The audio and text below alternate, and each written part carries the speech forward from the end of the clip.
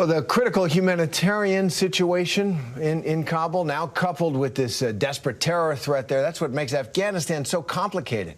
And retired Colonel Chris Costa knows what it's like to be there and feel both. As a matter of fact, he's the one who can give you the counterterrorism view right from the foxhole. Chris ran a wide range of intelligence and special operations in Afghanistan, in Panama, in Bosnia, the first and second Iraq wars, and he earned 2 Bronze Stars for sensitive human intelligence work in Afghanistan, so he knows the score. And Chris Costa, now the executive director of the International Spy Museum in D.C., but he's got keen insight and thoughts on what's happening in Afghanistan now and the threat that remains going forward, not only there, but around here in our homeland. So, Chris, thanks for being with us.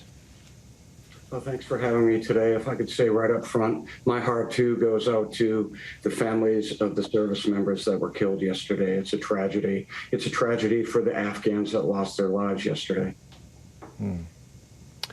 And so, as I mentioned, for decades, intel, counterterrorism, inside special ops, you've seen a lot and advised 2 presidents on these matters. The intel was there. This is the thing that has bothered me. The words we heard was an attack is imminent, an attack is likely. So the intel was there, but we couldn't stop it. What do you think happened?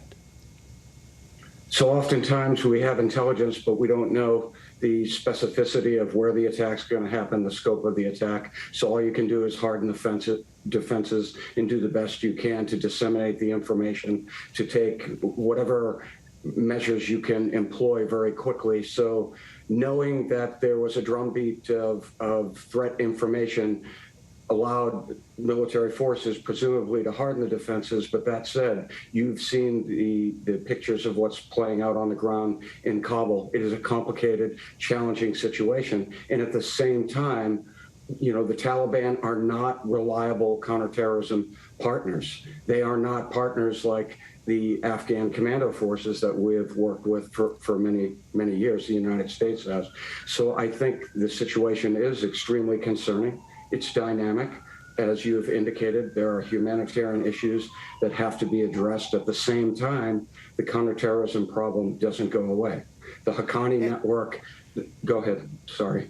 Well, no, that's all right. I just wanted to ask you about a question that people have about the American casualties. They were packed together really in what the State Department spokesman Ned Price called the most noble of missions. There they are reaching out into the crowd, feet, inches from that mass of humanity who are desperate to get into the airfield, finding the people with U.S. passports and proper documentation otherwise to get in.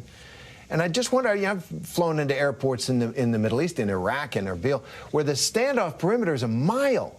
I mean, is this a function that it all happened so fast that there wasn't sufficient planning and preparation for an evacuation out of that airport where Americans could have been some considerable distance from the first checkpoint? Those Marines, they were right there in the middle of that mob.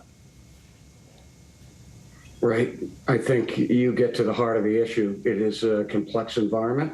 It's a dynamic environment. I wasn't there on the ground. I'm not going to second guess the security, the implementation that played out. I know that commanders on the ground and our individual service members, they would have taken the necessary precautions as they saw fit to do, but there is absolutely risk. Now, this does underscore a concerning withdrawal to include what I believe is an artificial timeline of 31 August. We could buy more space and time. But that said, I'm not going to relitigate the decisions that have been made. I'm not in a position to do so, certainly. But as an outside observer, we lost some space and time, and now the objective is to not have any more casualties on the ground and to finish executing this withdrawal, not leave U.S. Americans behind or any citizens that want to get home from the United States. And at the same time, we have to be prepared to continue to get our former allies and partners out of Afghanistan. So this mission is going to continue well beyond 31 August, and it's going to be challenged by the fact that we don't have a footprint on the ground in Afghanistan. Fair enough, and I appreciate they're not second guessing. That's not something people do a lot, and I appreciate and respect that as the wise choice. Let me go to President Biden. He says he will hunt down those responsible for killing our service members and the innocent Afghans who died as well. How would that mission, what would that mission look like, and what's its chance of success, do you think? So I think it has a high chance of success. I'm extremely confident in our special services, our intelligence community, the United States intelligence community, our Western partners, as well as U.S. Special Operations. So what that looks like is there can potentially be sources on the ground in Kabul that have ways to communicate to intelligence officers. At the same time, we have the ability to do strikes from the air, and we will be relentless in tracking and hunting down those who participated in that attack. Even Taliban may provide intelligence at some point on who conducted those attacks, and it'll be up to the community, the analysts, to painfully go through that intelligence and make sure that policymakers and commanders are armed with exactly the right information so the United States can take offensive action. So here we are just a few days now from that August 31st deadline. Time is running out. The situation dynamic and dangerous. If you were the president's counterterrorism advisor now, what would you tell him? And should he be accepting red lines from the Taliban in these last days? Well, first, I don't think any president should accept any red lines from the Taliban or the Haqqani network or any other terrorist associated group, right?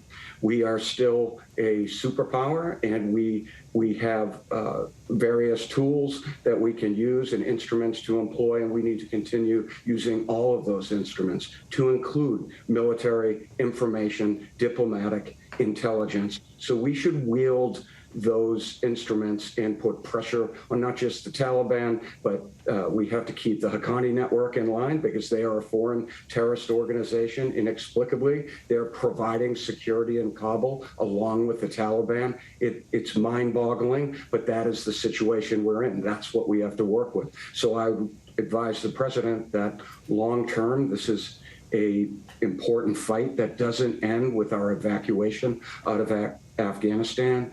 In fact, extremists worldwide are going to be emboldened and consider this a victory. It pains me to say that, but they're going to consider this a victory. This is a generational fight. It will continue because we've never got at the heart of the problem, which is getting at a counter ideology, right? It's a malign ideology that jihadists use to motivate their fighters. And it's hard to defeat an ideology with weapons. Colonel Chris Costa, thanks very much for that context and analysis on this situation. Good to see you again. Thank you very much for having me. Hi, everyone. George Stephanopoulos here. Thanks for checking out the ABC News YouTube channel. If you'd like to get more videos, show highlights, and watch live event coverage, click on the right over here to subscribe to our channel. And don't forget to download the ABC News app for breaking news alerts. Thanks for watching.